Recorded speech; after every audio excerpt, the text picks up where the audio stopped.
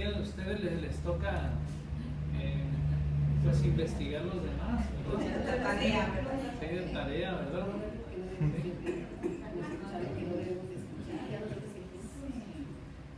El oído, ¿qué significa? Obedecer. El que sabe escuchar, sabe atender, sabe obedecer. El que escucha la palabra de Dios con mucha atención y la guarda, sabe el momento preciso por inspiración divina para llevarla a la práctica. Hace un momento en la lectura de la liturgia de las horas, en la lectura breve, encontramos esa expresión de Santiago que dice: no hay que limitarse a escucharla, sino no como oyente olvidadizo, sino para ponerla y llevarla a la obra o a la práctica.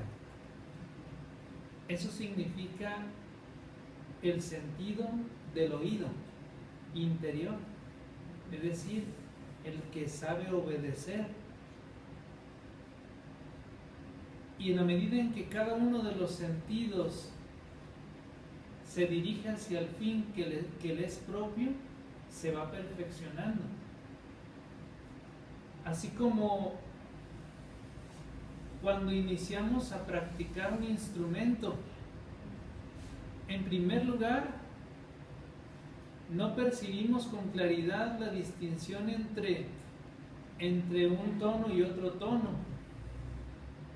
Pero hay tonos tan imperceptibles como son los bemoles, los sostenidos, etcétera, que es muy difícil captarlos. Pero en la práctica, en la afinación, por eso se le llama afinación, pues el oído va captando ese cambio sutil, tan leve que ni siquiera se percibe, pero para aquellos que conocen lo perciben claramente. ¿Sí? ¿Más o menos?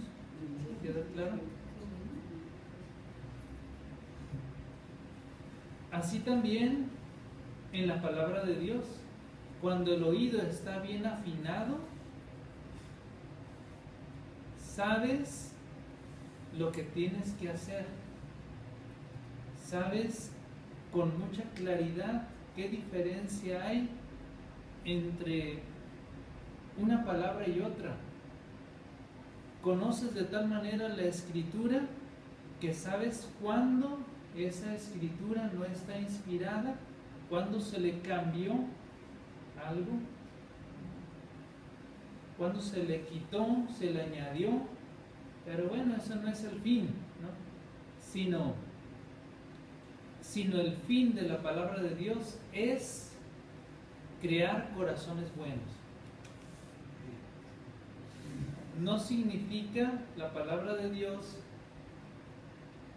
que debamos conocerla completamente, sino vivirla muy bien. Eso es el fin propio de la palabra de Dios. ¿Sí, más o menos? Hasta aquí va a quedar claro. Porque una cosa es saber y otra saber vivir. No es sabio el que sabe mucho, sino el que vive bien. Será erudito porque conoce mucho, pero si no sabe vivir bien, entonces no es verdadero sabio. Más o menos, hasta aquí vamos bien. ¿Qué sentido es ese, padre? El sentido del oído. ¿El oído de obedecer? Sí. De obedecer, sí. Sí, porque obedecer en latín tiene referencia al sentido del oído.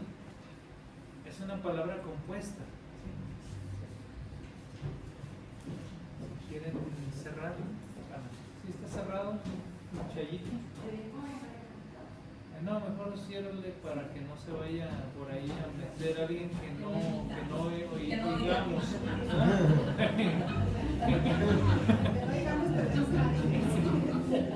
Alguien que no oigamos y al ratito nos deje. ¿Ah?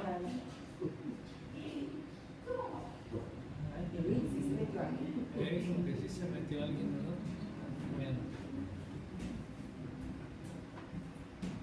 Bueno, ya más o menos vamos bien.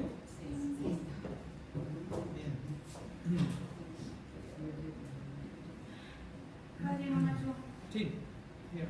la palabra de Dios tiene como fin hacer corazones buenos o corazones felices. Es lo mismo. Sí, ahorita vamos a ver un poquito más adelante eso de la felicidad, ¿verdad? También ya estás igual de acá, no te me adelantes, ¿verdad? Sí. No, es que como no lo tiene, Sí.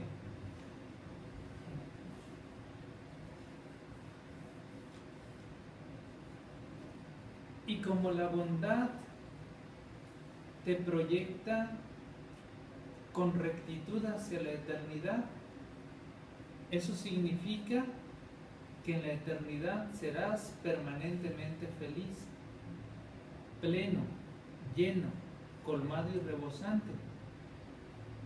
Por ahora esa felicidad no es permanente. Esa felicidad a veces nos es arrebatada por nuestra desconfianza, por la prueba, o también puede ser que nos sea arrebatada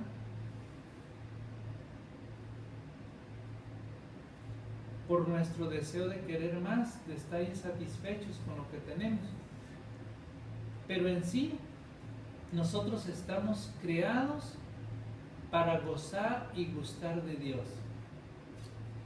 Y en la medida de nuestra unión con Él, es la medida de la participación en la bienaventuranza divina. Pero sabemos que en esta vida no hay nada permanente. Por eso dice la carta a los Hebreos en el capítulo 12. Aquí no hay nada permanente, vamos buscando la vida futura. Aquí es cierto, se habla mucho de felicidad. Y ese camino nos lo trazó Cristo en las bienaventuranzas.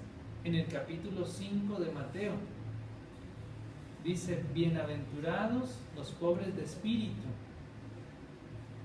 Pero casi todas las bienaventuranzas miran hacia un futuro. Bienaventurados los misericordiosos, porque alcanzarán misericordia.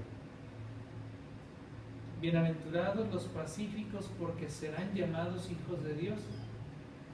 Es decir, la mayoría de las bienaventuranzas mira hacia un futuro incierto que podríamos nosotros situar en el reino de Dios.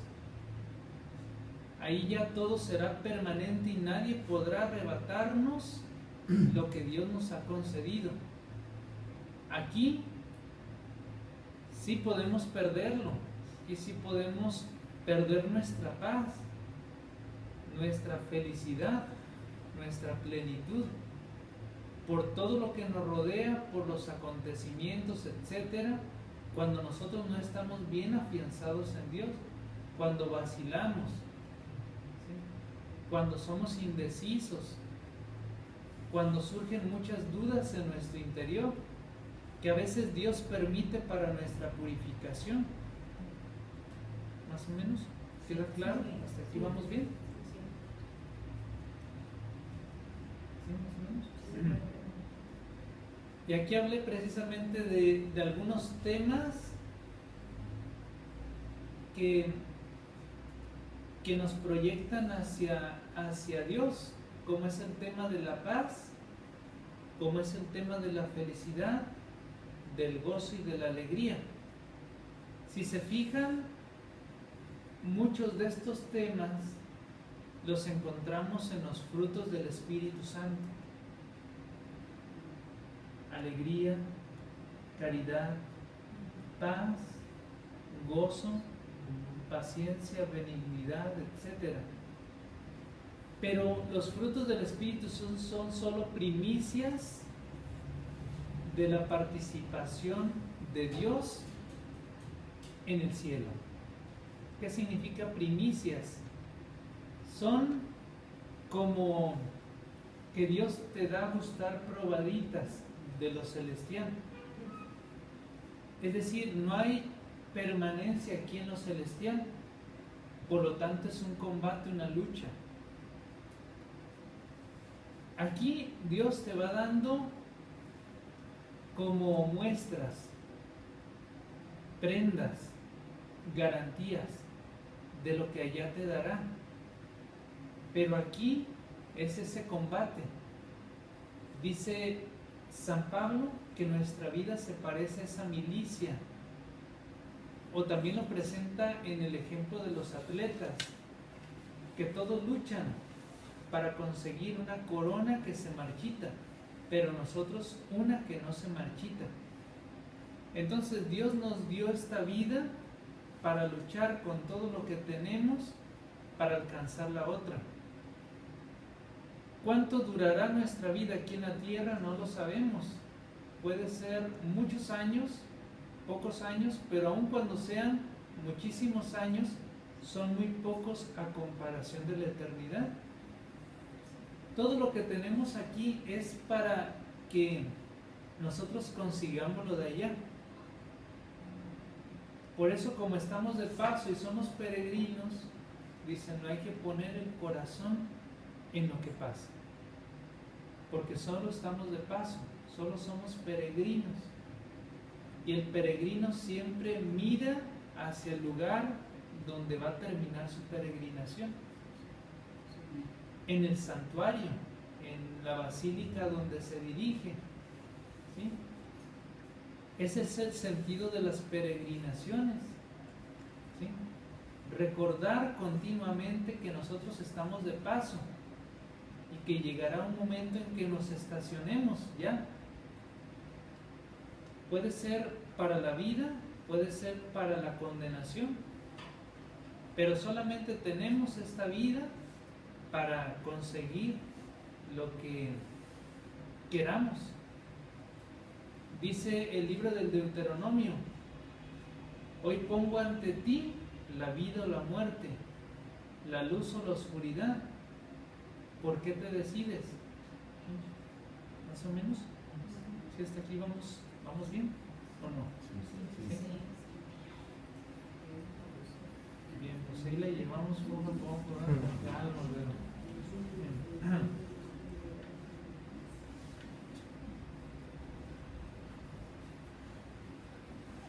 Dice este autor, parafraseando o comentando unas palabras de San Juan de la Cruz: si quedan hilos sin romper, el alma no podrá volar. Dice, así como un pajarillo, si tiene amarrada a su patita una cadena o un solo hilito, no puede volar. Así sea una cadena pesadísima o solamente un hilito, no puede volar. Así también nosotros.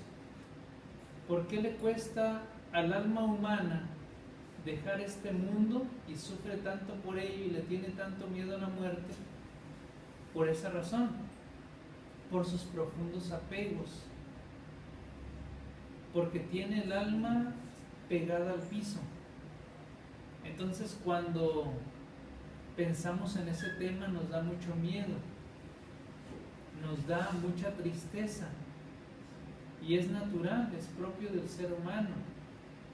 Pero dice San Juan de la Cruz en una de sus poesías, rompe la tela de este dulce encuentro. Es decir, que él considera esta vida como una tela que nos separa del verdadero encuentro. Dice, rómpela para que yo te pueda ver, para que yo te pueda mirar, para que yo te pueda contemplar en la eternidad. Él, por tanto, no le tenía miedo a la muerte, al contrario, era como un San Pablo, Porque San Pablo dice en el capítulo 1 y en el capítulo 3 de Filipenses: todo lo tengo por basura con tal de ganar a Cristo y vivir unido a Él. Ahí en el capítulo 1, versículo 23 de Filipenses también encontramos palabras semejantes. Esas eran las expresiones de Pablo, que ya quería estar con Cristo. Pero dice: mi misión continúa, y por esto tengo que lograr aquello. Es decir, nuestras obras tienen eco en la eternidad. Todo lo que nosotros hacemos tiene repercusión en el reino eterno. Por eso Dios nos da muchas oportunidades. Y dice el maestro Eckhart: Dios, como te encuentra, te toma. En ese momento en el que llega tu vida, como te encuentra, te toma. Eso significa lo siguiente: si en estos momentos tú deseas cambiar de vida, para Dios hay borrón y cuenta nueva. Para Dios lo pasado es pasado, porque Él es el eternamente presente.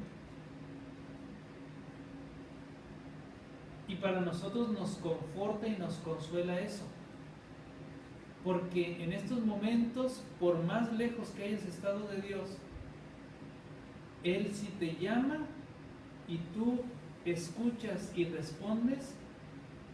Dios se olvida de todo, te confiesas y comienzas una vida de santidad. Dios, a partir de ahí, comienza la restauración y perfección de tu espíritu. ¿Sí? ¿Sí, más o menos? ¿Queda claro hasta aquí? Muy bien, pues vamos a seguir, porque ya se nos va el tiempo, ¿verdad? Bueno, ahora vamos más rápido, ¿verdad? Hay menos preguntas o no sé, pero vamos más rápido. ¿Sí?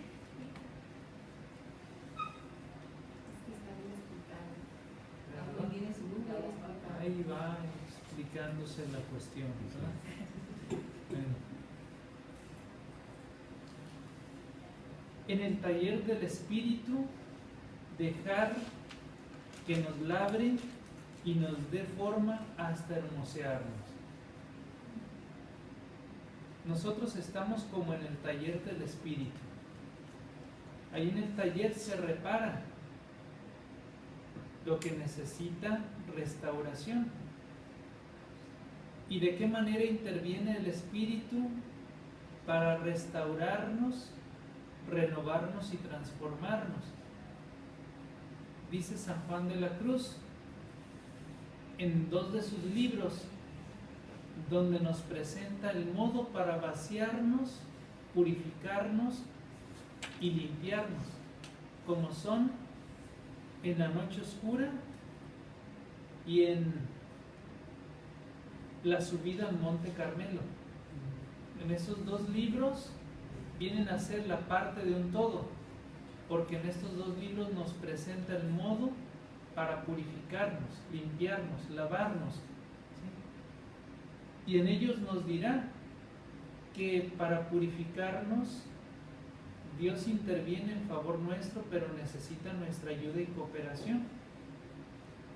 Dios no puede todo, y no tanto porque no pueda todo, sino porque también deja que nuestra libertad actúe.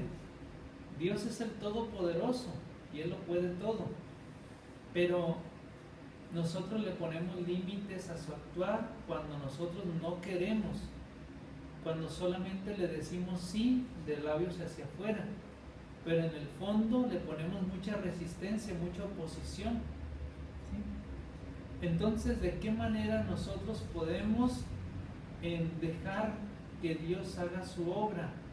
Poniéndonos en sus manos, abandonándonos, confiando y haciéndolo nuestro, porque Dios pone y nosotros también hemos de poner lo nuestro. Dice un dicho por ahí, nosotros ponemos, Uno pone y Dios dispone. sí, uno pone y Dios dispone. Es decir, nosotros queremos seguir un camino y decimos, este es el más perfecto para nosotros, este me va a ayudar a llegar más fácilmente a nuestra santificación. Pero para Dios ese no es el camino. Por eso hay que dejarnos hacer por Dios. Porque nosotros podemos decir, este es el camino correcto, este es lo mejor.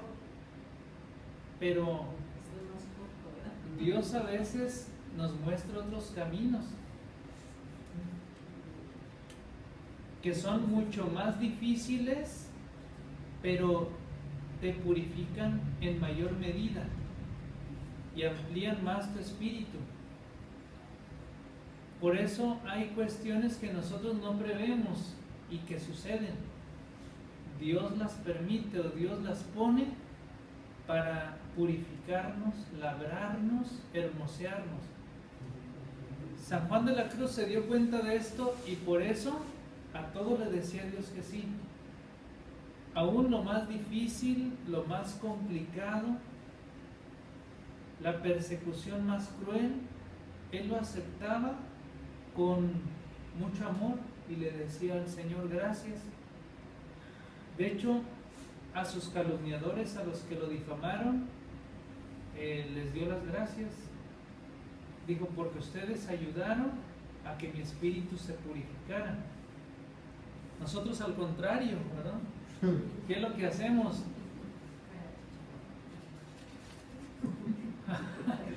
Dice que la boca se está de chicharrón.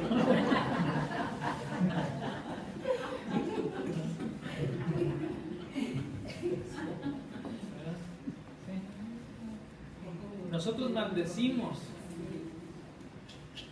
pero no, San Juan de la Cruz, viendo con mirada divina, agradecía todas esas muestras de la mano de Dios. Pero a nosotros que vemos muy humanamente, eso nos parece muy difícil y eso nos parece muy doloroso. Tal vez él también, pero al aceptarlo con amor, todo se desvanecía y perdía fuerza. Porque dice este autor, San Juan de la Cruz, al ver como un aliado el dolor y el sufrimiento, para él desapareció, para él se desvaneció, ¿sí? De hecho, tiene una poesía que dice San Juan de la Cruz, que el dolor tocó a su puerta, él le abrió y no vio a nadie. Signo pues de esto que estamos diciendo, o sea, hablando poéticamente de que en la medida en que tú le abres y que lo dejas entrar con libertad, que lo aceptas, más aún que lo amas, no el dolor por sí mismo, sino por aquello que te reporta, que te trae, que te concede, que te da, entonces comienza a perder todo su sentido, todo, más bien toda su fuerza, todo su poder, ¿sí? ¿Más o menos? ¿Queda claro? Una cosa es vivir la enfermedad renegando y otra es ofreciéndola y amándola. Cuando es lo primero, se sufre inmensamente, pero cuando se es lo segundo, se ve como un medio de unión a Dios o unión con Dios. ¿Más o menos? ¿Queda claro? Hasta aquí vamos bien. ¿Sí? Bien. Yo creo que ahora nomás nos la vamos a pasar en el número 7, ¿verdad? Está muy largo, ¿sí? ¿Y para qué es esta limpieza, esta purificación? Para que nuestro espíritu adquiera belleza divina. Es decir, para que nade en el mar de la infinitud de Dios, para que se dilate nuestro espíritu, para que se ensanche. Porque Dios no puede caber en un espíritu limitado en su egoísmo. Dios necesita que un espíritu sea libre para que Dios sea libre en él. Es decir, para que Dios fluya. Cuando un tubo está tapado, el agua no puede fluir con libertad. Pero cuando destapas ese tubo, el agua pues sale fluida. Así también nuestro interior. Dios no puede fluir, su espíritu no nos puede inspirar de la manera que Él quiere si no destapamos todo nuestro ser, todas nuestras arterias. ¿Qué le pasa a una arteria cuando está tapada?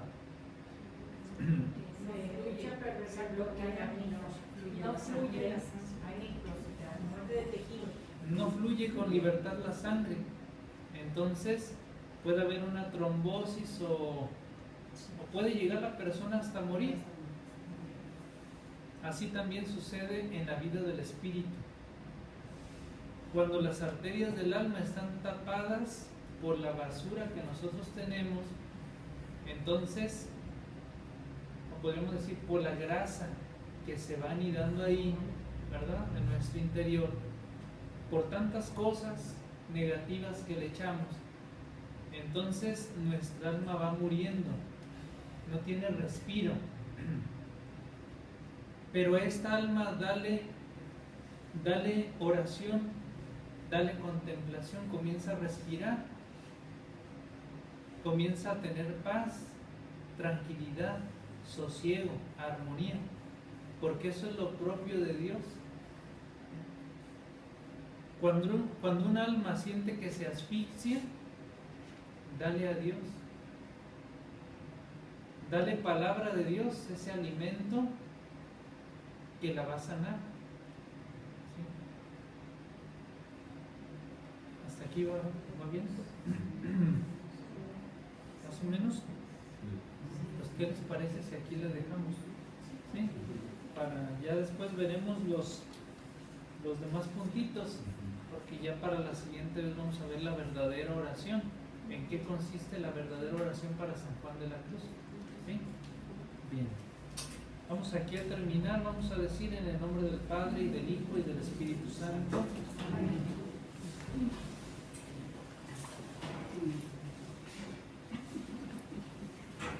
Te damos gracias, Señor, porque a través de tu santo doctor, San Juan de la Cruz,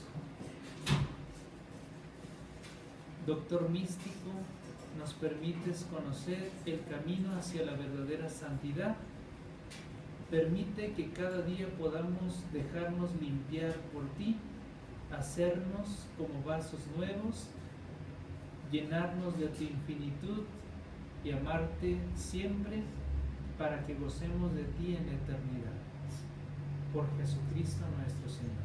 Amén. El Señor esté con ustedes. Sí, con su espíritu. La bendición de Dios Todopoderoso, Padre, Hijo y Espíritu Santo, descienda sobre ustedes y permanezca para siempre. Así sea.